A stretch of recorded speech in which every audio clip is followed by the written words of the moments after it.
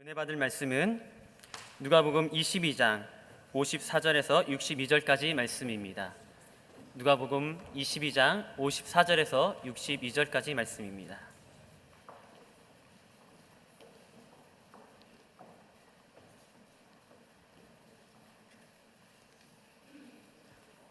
우리 한 절씩 교독하도록 하겠습니다. 그들은 예수를 잡아 끌고 대제사장의 집으로 데려갔습니다. 그러나 베드로는 멀찌감치 떨어져 뒤따라갔습니다. 사람들이 마당 가운데 불을 지피고 함께 앉아 있는데 베드로도 그들 곁에 앉았습니다. 베드로가 불을 쬐고 앉아 있는 것을 본 하녀가 그를 빤히 노려보며 말했습니다. 이 사람도 예수와 함께 있었습니다. 그러나 베드로는 부인하며 말했습니다. 여자여, 나는 그를 모르. 조금 있으려니까 다른 어떤 사람이 베드로를 보고 말했습니다. 당신도 그들 중 하나였지. 베드로가 말했습니다. 이 사람아, 난 아니란 말이오. 1시간쯤 지나 또 다른 사람이 이 사람이 갈릴리 사람인 것을 보니 그와 함께 있었던 게 틀림없다며 장담했습니다. 그러나 베드로가 말했습니다. 이 사람아, 나는 당신이 대체 무슨 말을 하는지 모르겠소. 바로 그때 베드로의 말이 채 끝나기도 전에 닭이 울었습니다. 주께서 돌아서서 베드로를 쳐다보셨습니다. 그러자 베드로는 오늘 닭이 울기 전에 내가 나를 3번 부인할 것이다 하신 주의 말씀이 기억났습니다. 함께 읽겠습니다. 베드로는 밖으로 나가 한없이 울었습니다. 아멘. 이 앞주에 우리는 제자들이 자리 다툼하고 있는 것을 보았습니다.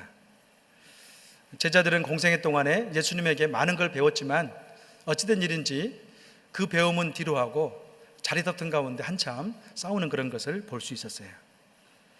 이들이 가지고 있었던 세속적인 가치관은 어떤 거였습니까? 영적인 하나님 말씀과 대치되는 것이었습니다.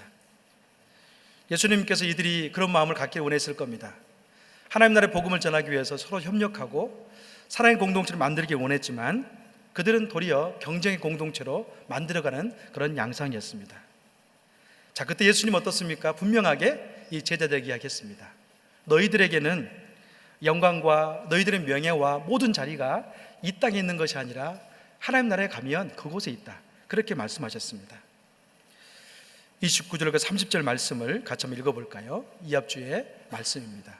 오늘 본문 29절 30절 말씀 한번 읽어보겠습니다. 시작. 그러니 내 아버지께서 내게 나라를 맡겨주신 것처럼 나도 너희에게 나라를 맡긴다.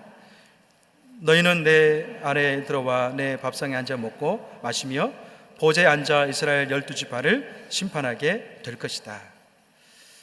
여러분, 29절 30절의 말씀은 이 땅의 영광을 이야기하고 있는 것이 아니었습니다. 만약에 제자들이 어떻습니까? 내가 발을 딛고 이 땅 가운데 영광과 명예가 주어지는 것이 아니라 장차 주님이 오실 때 그분의 나라에서 다스릴 권세가 있고 심판할 권세가 있다는 것을 알게 된다면 그들은 이 땅의 집착으로부터 자유할 수 있는 그런 존재가 되었을 겁니다. 그러나 그들 어떻습니까? 이 땅의 모든 영광과 자리를 찾기를 원하는 그런 삶을 살았습니다. 여러분, 공간보험 속에 보면요, 종종 제자들을 끊임없이 부정적으로 묘사할 때가 많이 있습니다. 의심이 많고 하나님 말씀을 듣지만 실천하지 않고 주님을 따르면서 어떻습니까? 굉장히 근심 많고 걱정이 많습니다. 도리어 염려로 가득 차 있어서 영적인 모습 가운데 그들이 있지 않았습니다. 오늘 본문에 보면 한 사람이 나오는데요, 이 한 사람 또한 어떻습니까? 주님의 제자였지만 부정적인 모습을 우리에게 보여줍니다. 예수님께서 이제 겟세마네 동산에서 기도하면서 마지막으로 십자가의 길을 가기 위해서 그 순간에 놓여 있었습니다. 자, 그런데 어떻습니까? 이 길은 누군가에 의해서 강요된 길이 아니었습니다. 특별히 로마의 그런 군인들의 강요된 길이나 가룟 유다의 배신 때문에 가는 길이 결코 아니었습니다. 예수님께서는요, 자신의 얻으신 목적대로 의지를 가지고 십자가를 향해서 가고 있습니다. 52절과 53절 말씀을 같이 한번 읽어볼까요? 52절 말씀입니다. 시작. 그리고 예수께서 자신을 체포하러 온 대장들과 성전 경비대장들과 장로들에게 말씀하셨습니다. 너희가 강도를 잡듯이 칼과 뭉치를 들고 나왔느냐? 내가 날마다 성전에서 너희와 함께 있었으나 너희는 내 손도 대지 않았다. 그러나 지금은 너희 때요 어둠이 기세를 부릴 때다. 아멘. 예수님은 자신이 지금 잡힐 때를 말씀하고 있습니다. 지금 다른 때가 아니라 지금이야말로 내가 잡힐 때고 너희의 때다, 그렇게 이야기하고 있어요. 무엇을 말하고 있습니까? 성전에서 많은 시간 동안 말씀을 선포하고 3년 동안 공생의 기간을 보냈지만 그때는 하나님이 예수님을 체포하지 않도록 막아주셨어요. 왜냐하면 3년 동안 공생의 기간 동안에 하나님 복음을 증가할 수 있는 그런 타이밍이었기 때문에 그렇습니다. 그러나 지금은 어떤 때입니까? 가룟 유다의 배신 때문이 아니라 로마 병정들의 힘이 아니라 그분이 지금 십자가를 져야 할 때가 되었다고 이야기하고 있습니다. 우리는 예수님께서 십자가 지기 사건을요, 어떻습니까?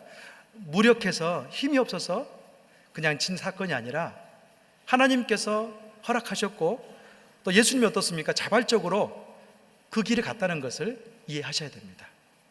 저와 여러분의 죄를 없게 하기 위해서 온 인류에게 평안을 주기 위해서 그분은 십자가의 길을 가셨던 분이셨습니다.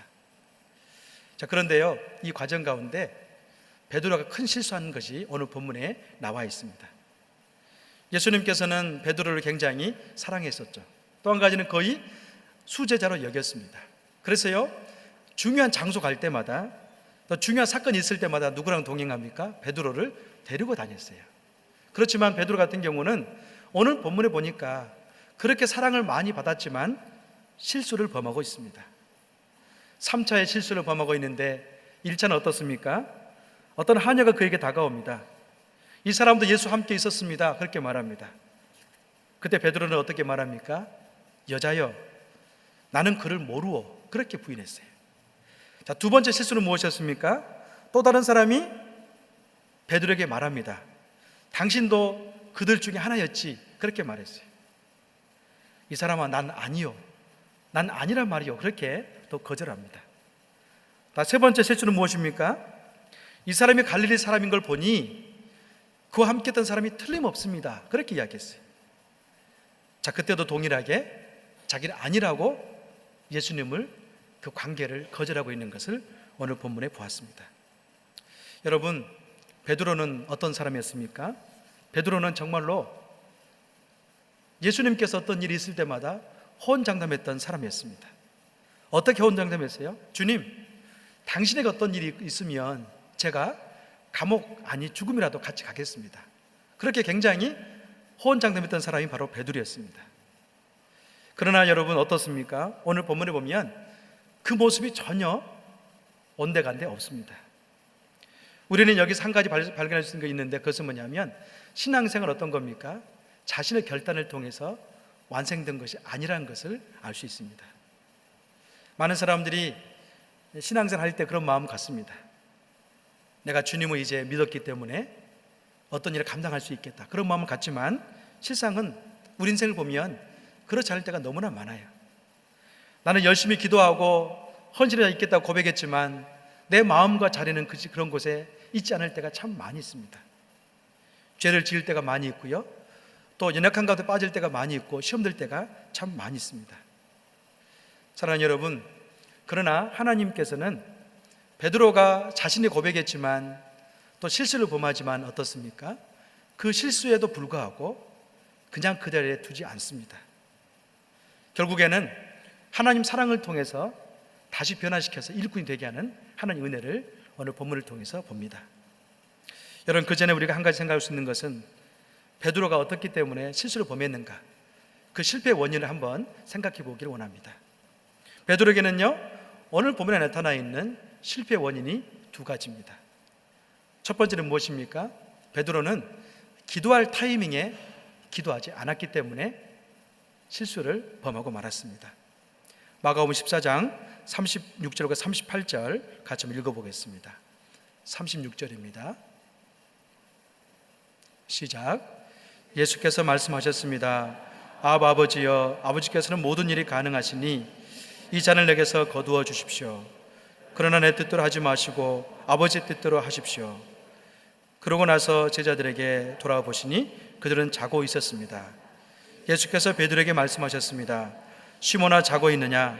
내가 1시간도 깨어있지 못하겠느냐? 시험에 들지 않도록 깨어서 기도하여라. 마음은 간절한데 육신이 약하구나. 아멘. 지금 예수님께서는 이제 겟세마네 동산에서 마지막으로 십자가를 지기 전에 기도하는 모습을 보여주고 있습니다. 어찌 보면 예수님께서는요, 마지막 사역의 길이었지만 굉장히 힘든 그런 여정이었습니다. 왜 그렇습니까? 예수님은 100% 하나님이지만 또 100% 인간이십니다. 그렇기 때문에 십자가의 고통이 얼마나 힘들고 어려웠다는 것을 그는 알았습니다. 그래서 십자가를 지기 전에 마지막으로 기도합니다. 주님, 할 수만 있다면 내가 이 잔을 마시지 않으면 안 되겠습니까? 그렇게 인간적인 마음 가운데 기도합니다. 한참 그렇게 고뇌 가운데 기도하다가 돌아보니까 제자들 어떻습니까? 기도에 동참한 것이 아니라 자고 있었어요. 왜 그런지 모르겠지만 예수님께서는 그곳에 있는 제자들 가운데 베드로를 칭합니다. 베드로야, 자고 있느냐? 그렇게 칭했어요. 또 뭐랍니까? 내가 한시도 깨울 수도 없더냐? 시험에 들지 않도록 깨어서 기도하라. 그렇게 되어 있습니다. 여러분, 지금은요, 예수님께서 또 제자들과 더불어서 시험에 들 때입니다. 목자를 치면 어떻습니까? 양떼들은 흩어지기 마련입니다. 지금 목자이신 예수님께서 고난의 그 길을 가게 되고 십자가를 지면서 죽음과 이를 그런 순간에 놓여 있습니다. 지금 이 순간은요, 결코 기도를 통해서 하늘의 능력을 맛보지 않으면 감당할 수 없는 그런 위기의 때였습니다. 사람은 누구나 자기의 때를 살아간 것 같습니다. 어떤 사람은 인생 가운데 참 평안할 때를 지는 분이 계십니다. 그런 마음이 들죠. 마음속에 평안이 있기 때문에 내 인생 가운데 이런 평안할 때만 있었으면 좋겠다, 그런 감격과 사랑을 고백하는 그런 때를 지나간 분도 계십니다. 그런 어떤 분 같은 경우는요, 인생 가운데 너무나 처절하게 아픔과 고난과 역경 가운데 있는 분도 계십니다. 정말 마음속에 죽지 못해서 사는 그런 마음, 그런 때를 지난 분도 있습니다. 자, 그런데 지금 예수님은 어떤 때를 지나고 있습니까? 정말 고난의 때를 지나고 있습니다. 또 한 가지는 예수님께서 영적인 눈으로 봤을 때 제자들도 어때요? 그 고난과 시험에 들 때를 살고 있어요. 그렇기 때문에 예수님께서는 제자들에게 분명히 말했습니다. 너희는 지금 기도할 때다. 시험에 들지 않도록 깨어서 기도하라. 그렇게 말했습니다. 그러나 베드로 어떻습니까? 그 타이밍에 자고 있었어요. 사랑하는 여러분, 우리 인생 가운데도 때로 하나님께서요, 분명히 우리 마음속에 감동을 둘 때가 있습니다. 지금은 내가 기도할 때구나, 그런 마음 둘 때가 있어요. 그러나 여러분, 믿음의 사람 알겠지만 영적으로 기도할 때라고 분명히 하나님 말씀했는데 그때를 그냥 넘어갔어요. 나도 모르는 사이에 영적 무덤덤이라든지 영적 침체라든지 어려움을 겪을 때가 많이 있습니다. 자, 오늘 본문에 보면 그때가 어떤 때를 이야기하고 있습니다. 누가복음 22장 31절을 같이 한번 읽어보겠습니다. 시작. 시몬아 시몬아 보아라, 사단이 너희를 밀처럼 채찍하겠다고 요구했다. 예수님께서 바라본 영적인 통찰력 가지고 봤을 때 어떤 때였습니까? 사단이 너희를 밀처럼 체질하기 위해서 요구했다, 그렇게 이야기하고 있어요. 자, 지금 어떤 때입니까? 밀처럼 까부르듯 체질하기 위해서 사단이 역사하고 있는 때라고 이야기하고 있습니다. 여러분, 그래서 예수님께서는 베드로에게 또 제자들에게 너희는 시험에 들지 않도록 깨어서 기도하라, 그렇게 말씀하셨어요. 사랑하는 여러분, 사단이 왕성하게 역사하고 있던 때라고 이야기하고 있습니다. 만약 가정이지만 베드로가요, 예수님께서 지금은 기도할 때구나 그렇게 말씀했을 때 그 말씀에 순종해서 기도했다면 어떤 일이 벌어졌을까요? 저는 예수님께서 기도하라고 했을 때 순종했다면 베드로가 그런 실수를 범하지 않았을 거란 그런 생각을 해봅니다. 베드로가 만약 기도했다면 그런 마음을 알았겠죠. 지금 예수님께서 십자가에 가기 위해서 마지막 고난을 통과하고 있고 이때는 사단이 크게 역사하기 때문에 우리가 깨어서 근신해야 되고 나가야 된다, 그런 마음을 가지고 분별했을 겁니다. 여러분, 그런 것 알고 계세요? 우리가 교회에 다닐 때부터 우리는 사탄의 적이 되었습니다. 그래서 우리 삶의 주변에는요, 너무나 많은 영적인 시험거리가 참 많이 있어요. 그래서 예수 믿는 사람들은요, 예수 믿는 순간부터 기도하지 않으면 영적 승리를 할 수 없는 그런 구조 가운데 살아가고 있습니다. 하나님의 능력이 부족해서가 아닙니다. 하나님의 능력이 없어서도 아닙니다. 사단이 저와 여러분을 예수 믿는 순간부터 시험에 들도록 하기 때문에 그렇습니다. 믿음이 좋은 성도들은, 또 믿음을 갖기 시작한 성도님들은 이 영적 사실을 알아야 됩니다. 여러분, 우리가 믿음 생활을 한다, 그 자체의 의미는 무엇인가요? 다른 것이 아니에요. 내가 믿음 생활하고 교회를 다닌다는 것은 다른 말이 아니라 나는 매일매일 기도하는 사람으로 살아간다, 그 뜻이에요. 만약에 베드로가 예수님께서 지금을 기도한 때다고 했을 때 기도에 순종했다면 그런 실수를 범하지 않았을 겁니다. 사랑하는 성도 여러분, 여러분은 지금 어느 때를 지나고 계십니까? 평안의 때입니까? 공고한 날입니까? 중요한 것은 뭐냐면 평안의 때든 공고한 날이든 영적 승리를 얻기 위해서는 저와 여러분은 모두 다 기도하는 삶을 살아야 됩니다. 매일매일 시험에 들지 않도록 기도했을 때 하나님은 저와 여러분에게 하늘의 영광을 보여줄 것입니다. 기도할 수 있기를 주의 이름으로 축원합니다. 두 번째, 베드로의 실패의 원인은 무엇입니까? 베드로는 예수님이 고난받을 때 아주 멀찌감치 예수님을 따르는 게 실패의 원인이었습니다. 54절과 55절 같이 읽어보겠습니다. 시작. 그들은 예수를 집으로 데려갔습니다. 그러나 베드로는 멀찌감치 떨어져 뒤따라갔습니다. 사람들이 마당 가운데 불을 지피고 함께 앉아 있는데 베드로도 그들 곁에 앉았습니다. 아멘. 여기 나와 있는 멀찌감치 떨어져 뒤따랐다는 것은 시간적인 의미를 말하지 않습니다. 장소적인 개념이고 거리적인 것을 의미합니다. 또 한 가지는 뭘까요? 마음의 거리를 의미합니다. 베드로는 고난 중에 처했을 때, 예수님께 고난 중에 처했을 때 도리어 어떻습니까? 남의 눈치를 보면서 그만한 거리를 두고 있어요. 베드로는 지금 자신의 위신을 생각하고 있습니다. 그래서 어떻습니까? 적당하게 자기 위신을 챙길 수 있는 만의 거리를 두고 있는 것을 우리가 알 수 있어요. 여러분, 만약에 누가 질문한다면 오늘 세 번에 부인하고 있을 때 베드로는 뭘 말합니까? 정확하게 순간순간 답을 하죠. 변명을 다 늘어놓습니다.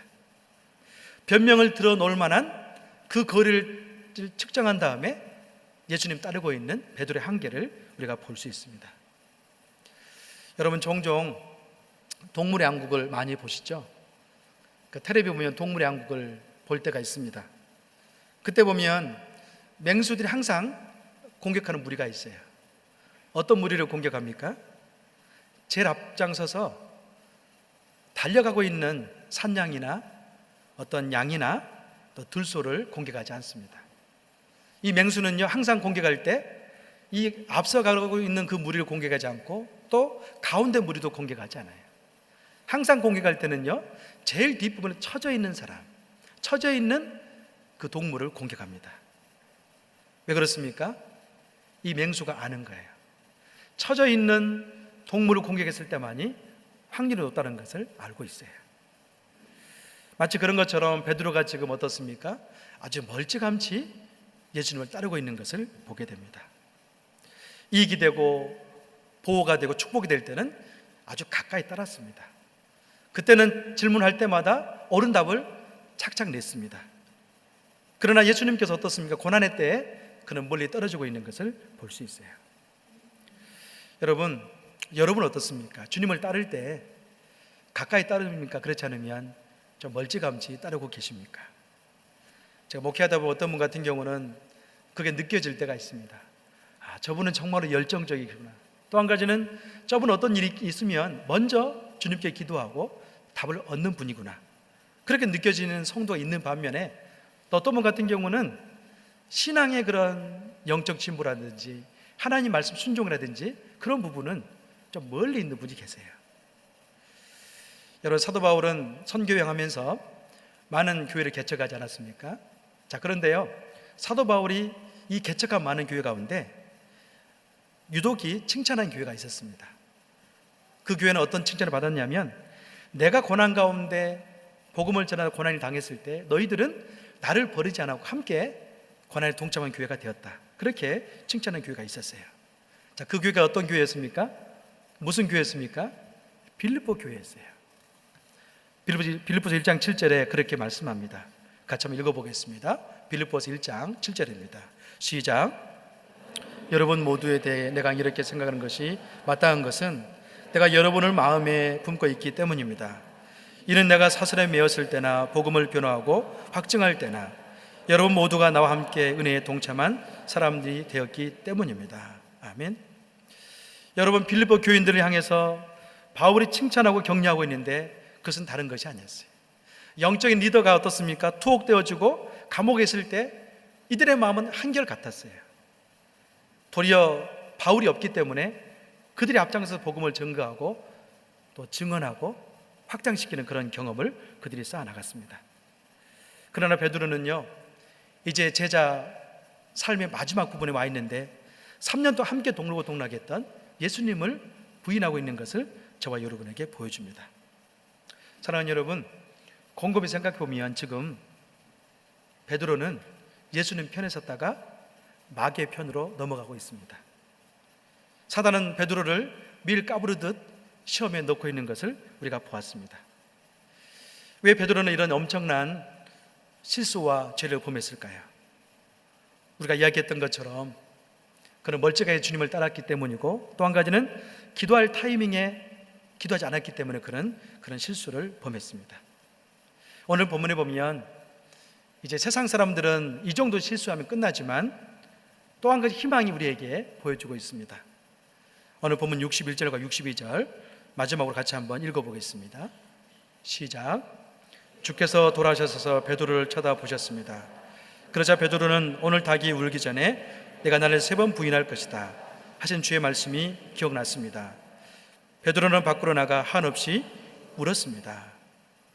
여러분, 오늘 본문에 보면 가장 중요한 구절은 61절 말씀입니다. 또 한 가지는 62절 말씀입니다.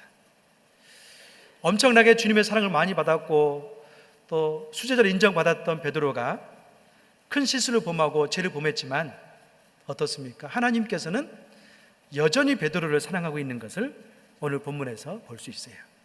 자, 그게 무엇입니까? 주께서 돌아서셔서 베드로를 쳐다보셨습니다. 등을 돌리지 않았습니다. 눈을 돌리지 않았습니다. 여전히 어떻습니까? 강한 긍휼과 자비, 사랑이 가득한 눈빛으로 베드로를 보고 있어요. 그 순간 베드로 어떻습니까? 그 눈과 마주칩니다. 자, 그때 하나님 말씀을 기억해요. 오늘 닭이 울기 전에 내가 3번 나를 부인할 것이다. 베드로는 그 말씀 기억하면서 밖으로 나가서 엉엉 우는 그런 사건을 맞이합니다. 사랑하는 여러분, 베드로가 밖으로 나가서 대성통곡한 이유는 무엇인가요? 베드로는 예수님을 메시아로서의 그런 존재를 부인하지는 않았어요. 자, 무엇을 부인했습니까? 그동안에 함께 동거동락했던 그 사랑과 은혜를 다 부인하고 만 거예요. 그는 그 순간에 그것을 깨달으면서 다시 회개하는 그런 눈물을 흘렸습니다. 여러분, 오늘 본문에 나타난 하나님의 놀라운 은혜는 무엇인가요? 다시 베드로로 하여금 회개할 수 있는 기회를 준다는 것이 하나님의 놀라운 은혜입니다. 그것은 무엇입니까? 포기하지 않는 주님의 사랑이었습니다. 예수님의 사랑은 바로 그런 사랑이 베드로에게 나타나 있죠. 또 한 가지 무엇입니까? 저와 여러분에게도 그 사랑의 여지는 여전히 남아 있다는 겁니다. 오늘 누가복음 22장 32절을 좀 더 읽어보겠습니다. 누가복음 22장 32절입니다. 시작. 그러나 나는 내가 믿음을 잃지 않도록 너를 위해 기도했다. 내가 돌이키고 나면 내 형제들을 굳세게 하여라. 여러분, 32절 말씀 보면 그렇게 되어 있죠. 예수님께서 분명히 지금은 사단이 너를 밀 까부르듯 하는 때니 기도하라고 말씀했는데요, 예수님 무엇도 알았어요? 불순종할 것도 예수님은 알았어요. 또 한 가지는 3번 부인할 것도 예수님은 알았어요. 자, 그때 그럼에도 불구하고 예수님은 베드로를 향해서 나는 내가 믿음을 잃지 않도록 기도했다, 그렇게 말씀합니다. 또 한 가지 무엇입니까? 내가 돌이키고 나면 내 형제들을 굳세게 할 것이라고 부탁하고 있는 것을 오늘 저와 여러분에게 보여줍니다. 세상 사람들은 어떻습니까? 이 정도의 실수와 이 정도의 범죄를 범하면 아웃이죠. 그렇지 하나님은 어떻습니까? 그 연약했던 베드로에게 다시 기회를 주고 있는 겁니다. 만약에 저와 여러분이 어떤 용서를 받을 때 용서만 받고 난 다음에 그냥 돌아가려고 한다면 어떨까요? 그 사랑은 조그만 거예요. 그렇지만 어떤 사람이 용서해 주면서 전에 했던 일을 다시 맡겨줍니다. 그러면서 이 일을 다시 자네가 하면서 크게 한번 해보세요. 그렇게 말한다면 그 사랑은 더 큰 사랑이죠. 지금 예수님께서는 베드로가 어떻게 말합니까?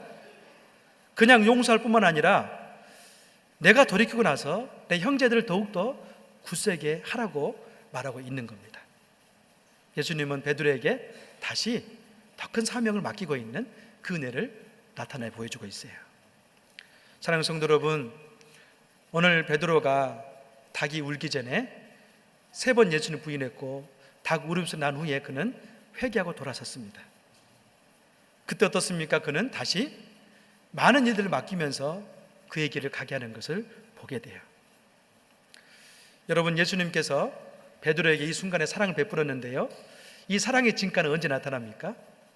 예수님이 십자가를 지시고 부활 승천하신 다음에 성령 임했을 때, 사도행전에 보면 한 번 설교할 때 어떻습니까? 3,000명이 돌아온 역사가 있습니다. 예수님의 그런 기다림과 은혜의 사랑이 있었기 때문에 베드로는 엄청난 놀라운 영적 일꾼이 될 수 있었어요. 사랑하는 성도 여러분, 저와 여러분에게도 오늘 베드로에게 주었던 은혜가 동일하게 있는 것을 믿습니다. 혹 여러분 가운데, 인생 가운데 주님을 향한 열정으로 기도했는데 아직은 미치지 못해서 너무나 힘들어하는 성도님 계시지 않습니까? 또 어떤 분 같은 경우는 서원했는데 그 소원을 갚지 못해서 죄책감 가운데 놓여 있는 성도는 있지 않습니까? 그러나 우리 주님은요, 이제까지 잘못된 것 때문에 우리를 그냥 버리는 그런 주님이 아니라 다시 용서하시고 다시 사랑을 통해서 어떻습니까? 새로운 더 많은 일을 할 수 있도록 길을 열어주시고 은혜를 주신 분이 우리 하나님임을 우리는 기억하셔야 됩니다. 여러분, 이 하나님 안에 날마다 믿음으로 더 주님께 나가기를 주의 이름으로 축원합니다. 아멘. 같이 기도하겠습니다.